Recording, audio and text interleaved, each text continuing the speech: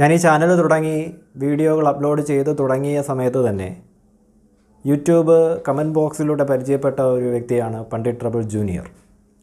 അതിനുശേഷം പലപ്പോഴായിട്ട് പലതരത്തിലുള്ള പുസ്തകങ്ങൾ എനിക്ക് അദ്ദേഹം അയച്ചു തന്നിട്ടുണ്ട്. അതിലൂടെ തന്നെ ഈ പുസ്തക റിവ്യൂ എന്ന് പറയുന്ന സംഗതിയും അതുപോലെ തന്നെ വായനയും ത്വരിതപ്പെടുത്താനായിട്ട് എനിക്ക് സാധിച്ചിട്ടുണ്ട്. അപ്പോൾ അദ്ദേഹത്തിൻ്റെ സഹായം അത്തരത്തിലുള്ള കാര്യങ്ങളിൽ വളരെയധികം ശ്ലാഘനീയമാണ്. അപ്പോൾ പുള്ളി ഇപ്പോൾ വീണ്ടും കുറച്ച് പുസ്തകങ്ങൾ കൂടി ഇപ്പോൾ എനിക്ക് അയച്ചു തന്നിരിക്കുകയാണ്. അദ്ദേഹം എനിക്ക് അയച്ചു തന്നിട്ട് ഉള്ളതിൽ വളരെയധികം പുസ്തകങ്ങൾ ഇത്തവണയാണ് ഉള്ളത്. അപ്പോൾ അദ്ദേഹം അയച്ചു തന്നിട്ടുള്ള ഗിഫ്റ്റുകളിൽ ഏറ്റവും വലിയ ഗിഫ്റ്റാണ് ഇപ്രാവശ്യം കിട്ടിയിരിക്കുന്നത് എന്ന് പറയാം. അതുകൊണ്ട് തന്നെ സന്തോഷം എന്നുള്ളത് വളരെയധികം വലുതായി ഈ ഒരു അവസരത്തിൽ കാണാനായിട്ട് സാധിക്കും. ഗിഫ്റ്റ് ഒന്ന് അൺബോക്സ് ചെയ്ത് ആ പുസ്തകങ്ങൾ ഏതൊക്കെയാണെന്ന് ഒന്ന് പരിചയപ്പെടാം.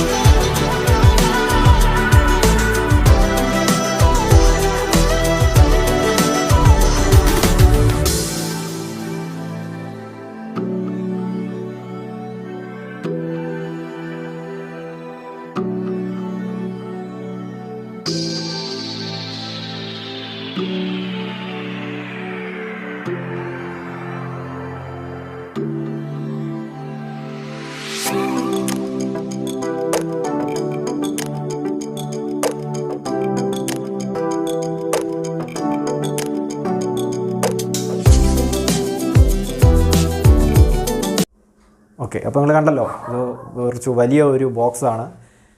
ഇതിൽ ഞാൻ ഇത്രയും പ്രതീക്ഷിച്ചില്ല അദ്ദേഹം അയക്കുമെന്ന് പറഞ്ഞപ്പോൾ.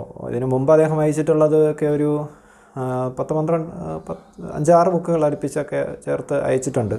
പക്ഷേ ഇത്രയും വലിയൊരു ഇതായിട്ട് ഇപ്പോൾ അദ്ദേഹം അയക്കുന്നത് ആദ്യമായിട്ടാണ്. അപ്പോൾ ഇതിൽ മൊത്തത്തിൽ 22 പുസ്തകങ്ങൾ കാണാനായിട്ട് സാധിച്ചു. അപ്പോൾ ആ പുസ്തകങ്ങളെല്ലാം ഞാനിവിടെ അടുക്കി വെച്ചിട്ടുണ്ട്. അപ്പോൾ അത് മൊത്തത്തിൽ ഇംഗ്ലീഷ് പുസ്തകങ്ങൾ മലയാളം പുസ്തകങ്ങളുണ്ട്. ഇംഗ്ലീഷ് പുസ്തകങ്ങൾ ഒരു 10 എണ്ണം ഉണ്ട്. മലയാളം പുസ്തകങ്ങൾ വന്നിട്ട് 12 എണ്ണം ഉണ്ട്. അങ്ങനെ മൊത്തത്തിൽ 22 പുസ്തകങ്ങളുണ്ട്. അപ്പോൾ ആദ്യം നമുക്ക് മലയാളം പുസ്തകങ്ങൾ ഏതൊക്കെയാണ് എന്നൊന്ന് നോക്കാം. അതിനുമുമ്പ് തന്നെ പുസ്തകങ്ങൾ അയച്ചു തന്നതിന് പണ്ഡിറ്റ് ട്രബിൾ ജൂനിയറിന് ഞാൻ പ്രത്യേകം നന്ദി അറിയിക്കുകയാണ്. ഒപ്പം തന്നെ പണ്ഡിറ്റ് ട്രബിൾ ജൂനിയർ അദ്ദേഹം ഒരു യൂട്യൂബറാണ്, ബുക്ക് ട്യൂബറാണ്. പുസ്തകങ്ങളെ സംബന്ധിച്ചുള്ള വീഡിയോസൊക്കെ അപ്ലോഡ് ചെയ്യുന്ന ഒരു യൂട്യൂബ് ചാനൽ അദ്ദേഹം നടത്തി വരുന്നുണ്ട്. സോ ആ ചാനലിൻ്റെ ലിങ്കും ഞാൻ ഡിസ്ക്രിപ്ഷനിൽ കൊടുക്കാം.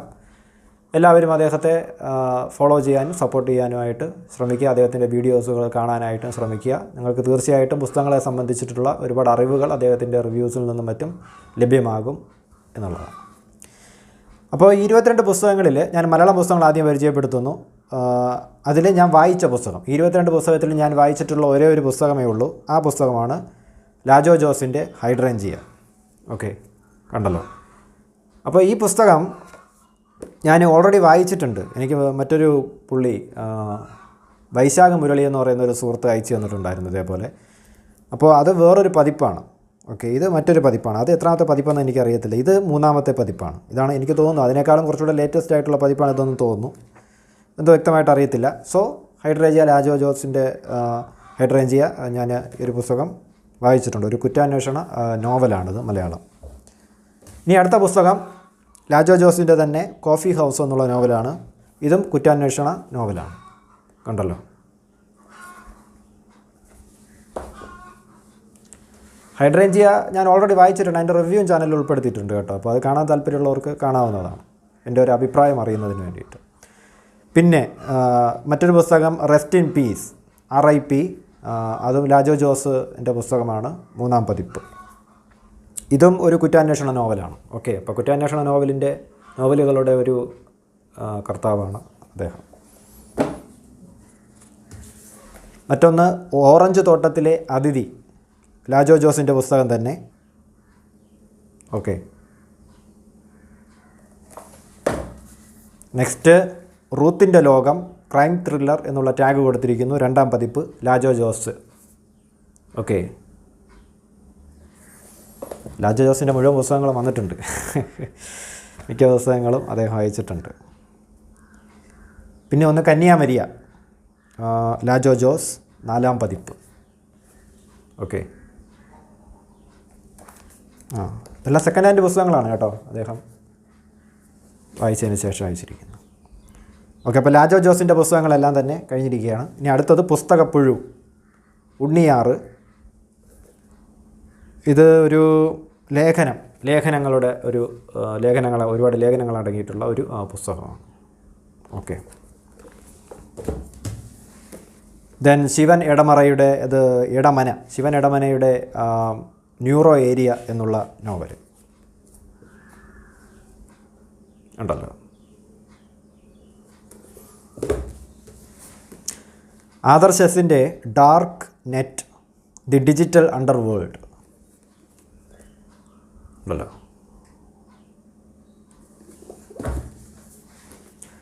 ജയപ്രകാശ് പാനൂർ, കിഷ്കിന്ധയുടെ മൗനം നോവലാണ്.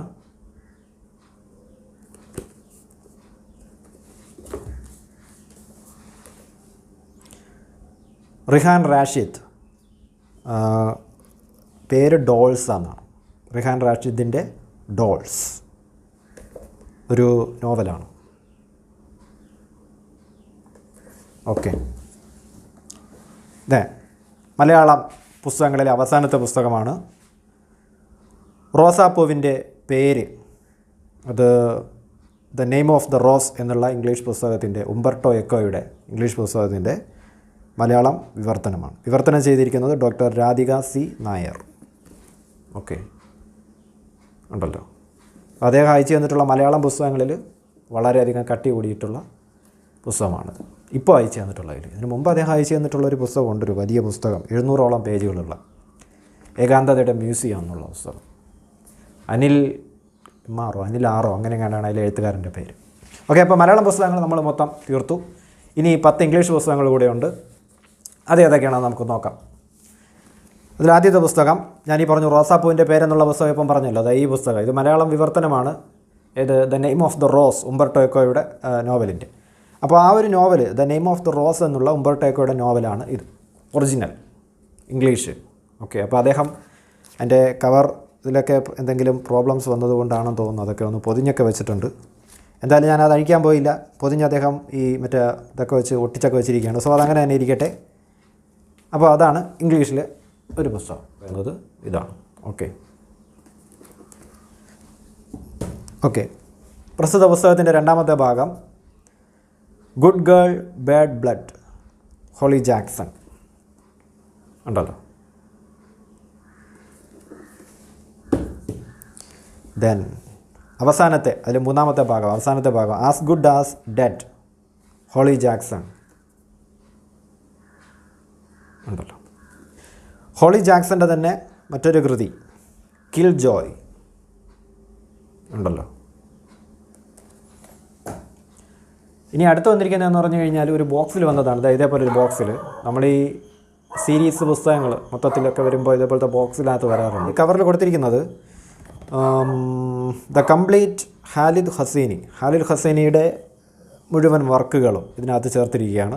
3 കൃതികളുണ്ട്. The kite runner, a thousand splendid suns and the mountains എക്കോർഡ് എന്നുള്ള 3 കൃതികൾ ഇതിനകത്ത് അദ്ദേഹം ചേർത്ത് കൊടുത്താണ് വന്നത്. ഞാനകത്ത് എടുത്തതിന് ശേഷം പിന്നീട് തിരിച്ച് വയ്ക്കാൻ നോക്കിയിട്ട് എല്ലാം കൂടെ ഇരിക്കുന്നില്ല.